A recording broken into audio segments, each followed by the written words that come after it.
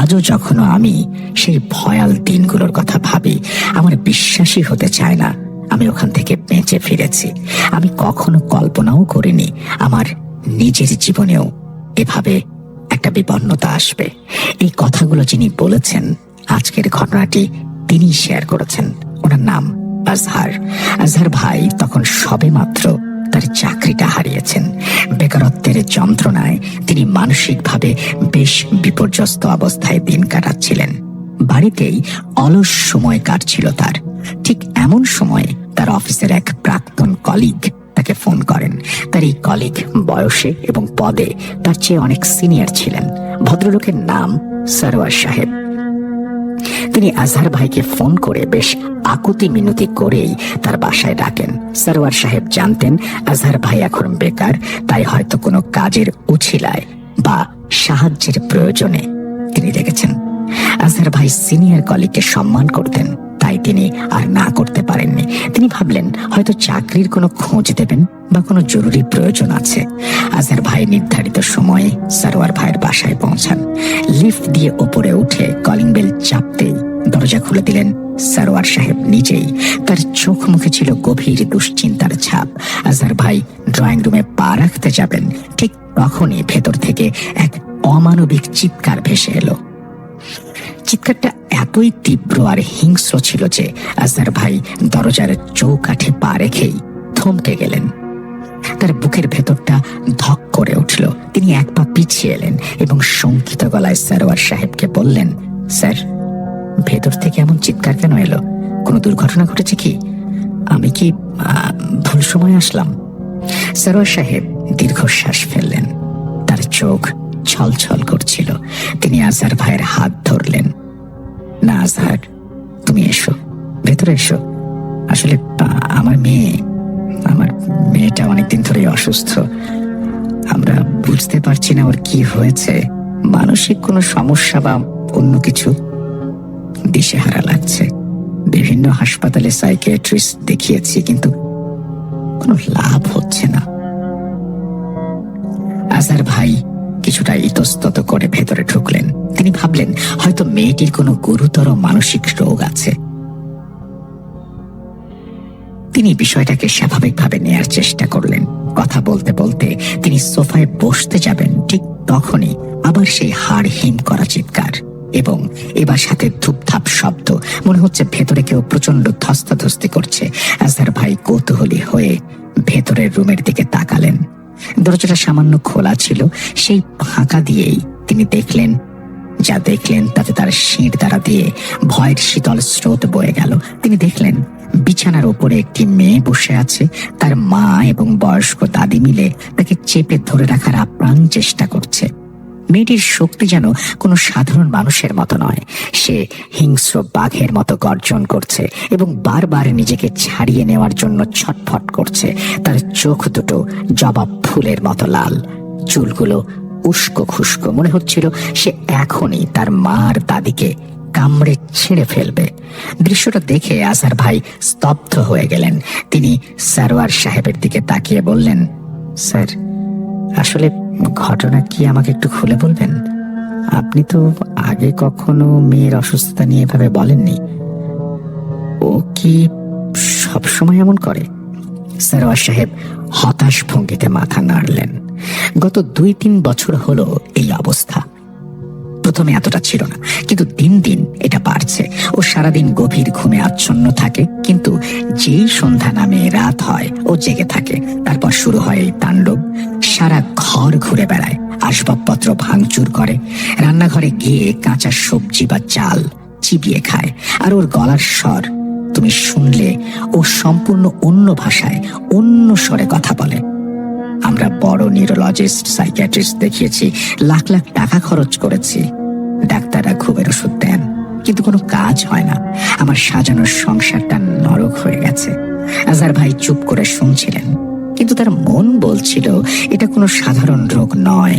কারণ মেয়েটির দিকে তাকালে তার মনে হচ্ছিল ওটা কোনো মানুষ নয়, বরং মানুষের চামড়া পরা অন্য কোনো সত্তা। মেয়েটি বারবার দরজার দিকে তাকাচ্ছিল। সে বুঝতে পেরেছে আজহার ভাই ওখানে আছে এবং সে আজহার ভাইয়ের উপর আক্রমণ করতে চায়। আজহার ভাই মনে মনে ভাবলেন, আমি এখানে এসেছিলাম কাজের খোঁজে বা সাহায্যের আশায়, কিন্তু এখন তো দেখছি আমি নিজেই মহা বিপদে পড়ে যাচ্ছি। তবু ভদ্রতার খাতিরে তিনি উঠে গিয়ে সরওয়ার সাহেবকে সাহায্য করার চেষ্টা করলেন। তিনি ভাবলেন মেয়েটিকে হয়তো একটু শান্ত করা দরকার। তিনি যেই রুমের দিকে পা বাড়ালেন, মেয়েটি হঠাৎ অদ্ভুতভাবে শান্ত হয়ে গেল। তারপর আসার ভাইয়ের দিকে তাকিয়ে পুরুষালী ভারী গলায় চিৎকার করে উঠল, বের কর, এই ছেলেকে এখনই বের কর, কেন এসেছে এখানে? এই কথা শোনার পর আসার ভাইয়ের পায়ের নিচ থেকে মাটি সরে গেল।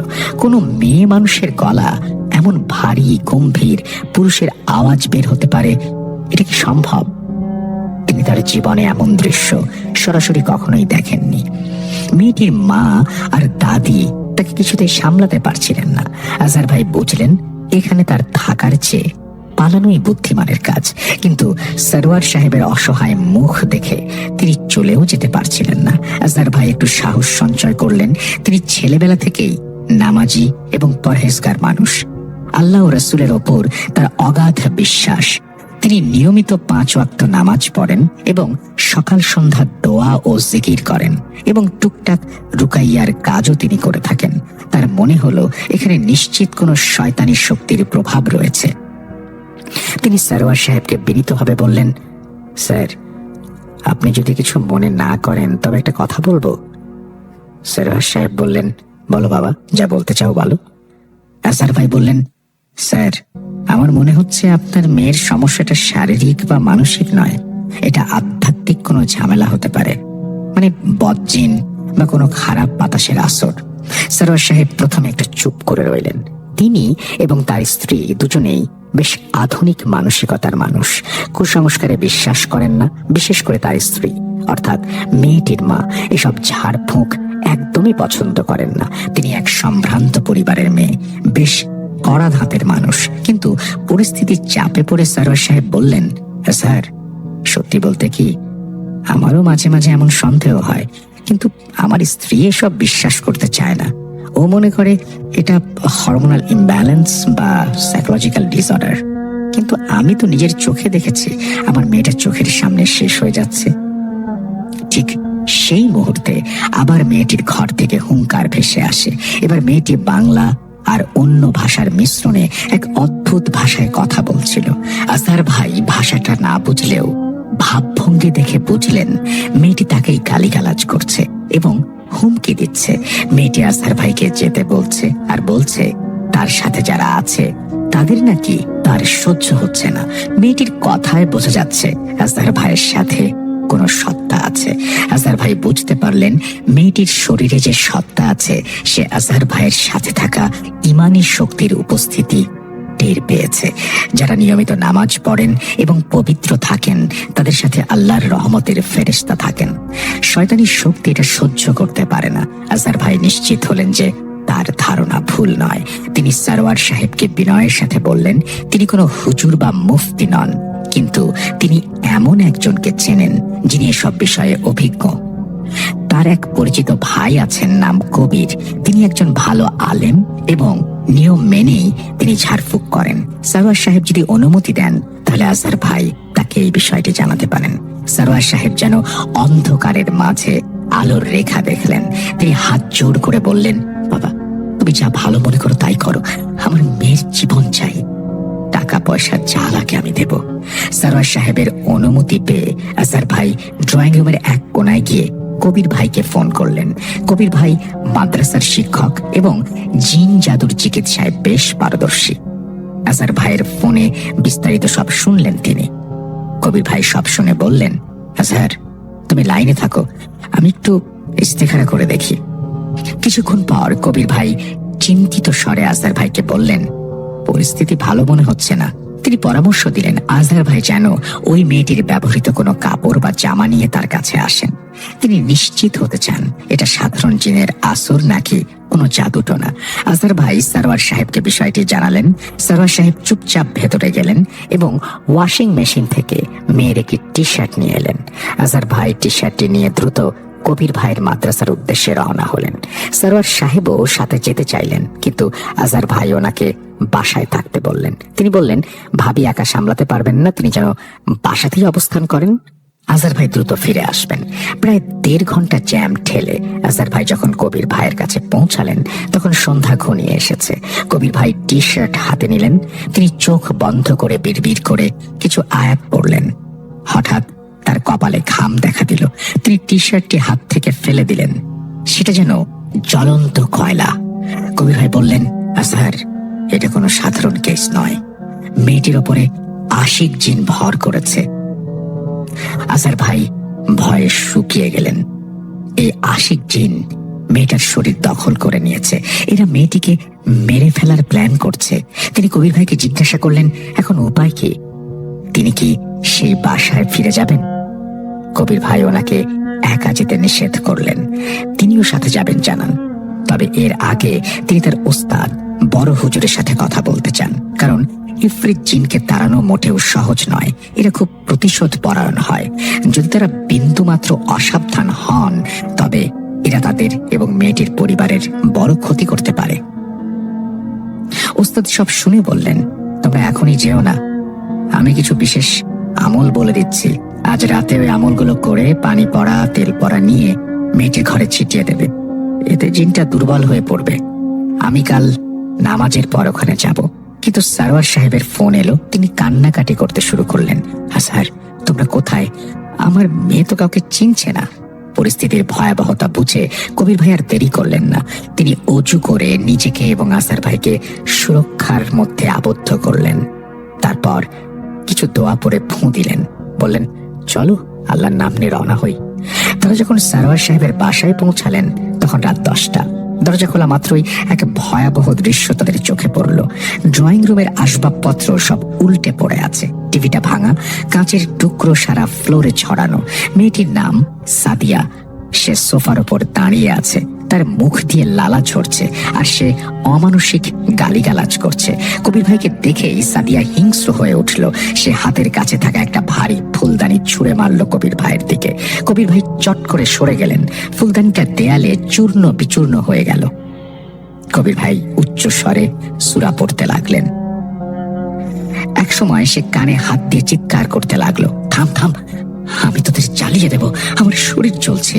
সারোয়ার সাহেব এবং তার স্ত্রী কোনায় দাঁড়িয়ে থরথর করে কাঁপছিলেন।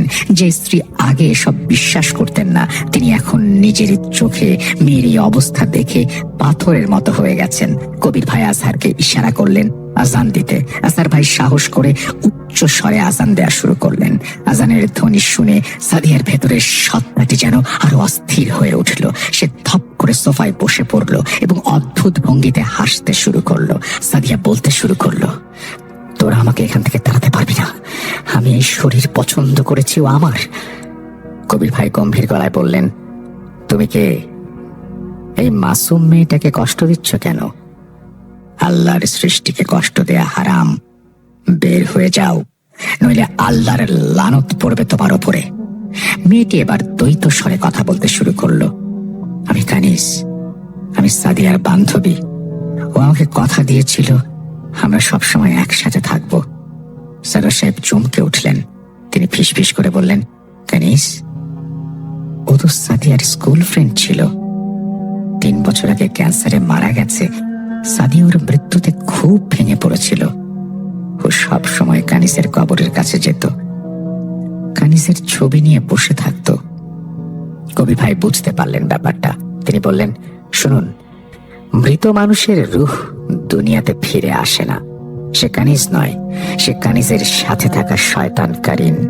সে সাদিয়ার আবেগের সুযোগ নিয়ে ওর ঘাড়ে চেপেছে, আর তার সাথে যে পুরুষ জিনটা আছে সেই সুযোগে সাদিয়ার উপর কুদৃষ্টি দিচ্ছে।